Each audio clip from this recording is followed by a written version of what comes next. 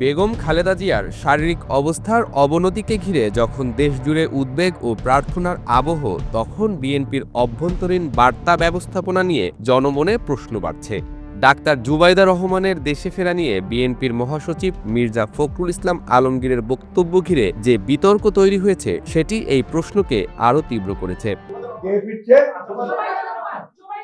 আপনারা এই মিডিয়াটাকে কোন জায়গায় নিয়ে যাচ্ছেন এখন তো আল্লাহ তাআলা বলতে। তারেক রহমানের দেশে ফেরা নিয়েও ধোঁয়াশা তৈরি করেছে বিএনপি। বিএনপির একাধিক দায়িত্বশীল নেতারা বলেছিলেন, বেগম খালেদা জিয়ার স্বাস্থ্য সম্পর্কে বিদেশি চিকিৎসকদের মতামত জানার পরেই হয় তাকে বিদেশে নিয়ে যাওয়া হবে কিংবা তারেক রহমান দেশে ফিরবেন। সেখানেও রয়েছে তথ্য বিষয়ক অসামঞ্জস্যতা।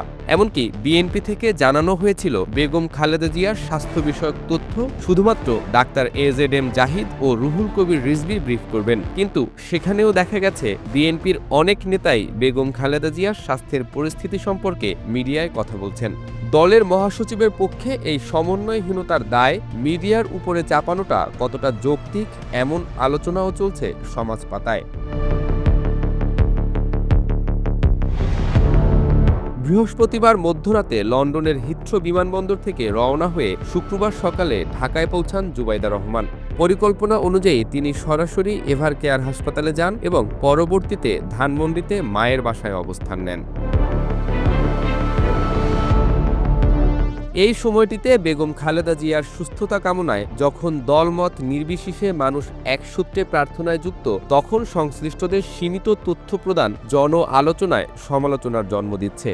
দায়িত্বশীল রাজনৈতিক আচরণের অংশ হিসেবে তথ্য ব্যবস্থাপনার আরও স্বচ্ছতা প্রত্যাশা করছেন সাধারণ মানুষ।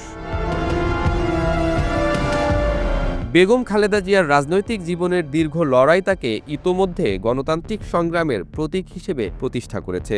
এই প্রেক্ষাপটে সংকট মুহূর্তে তার অবস্থান বা সংশ্লিষ্ট ঘটনাবলী সম্পর্কে শুভাকাঙ্ক্ষীদের অন্ধকারে রাখাটা রাজনৈতিক সৌজন্যের পরিপন্থী বলেই মন্তব্য করছেন বিশ্লেষকরা।